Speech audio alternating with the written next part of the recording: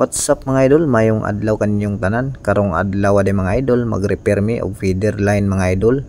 Kaya ang feeder line sa pikas mga idol naputol man, so among gitabangan dire mga idol. So mao to mga idol, kay tumoy man ang naputol mga idol, mo tong didto mi sa tumoy. Natingala mi pagbira mga idol para amo na untang ibalik. Humok man kayo pagbira mga idol. So buot pasabot mga idol, nadili ra diris tumoy ang putol mga idol. Naagi ni putol didto dapit sa tunga-tunga. So maoy among gipangita mga idol. So wara sa nagdugay mga idol, among gisubay og nakita na namo amo na ning gitabang agbira para ipadapit didto sa iyang naputlan mga idol, para mag-abot gud silang duha para ipa-welding na pud na sa among mga maintenance. Inighuman na mog bira dira mga idol, amo na sad ning ibalik ning tubo niya mga idol, para at least mga idol welding na lang ang kulang mga idol. Kay dili man may kabalo mo welding mga idol, mo nang amo na lang nang i-ready daan para igo na lang siya mag-welding mga idol. So maoro to mga idol, daghan kayong salamat sa inyong pagtan-aw ug pagsuporta.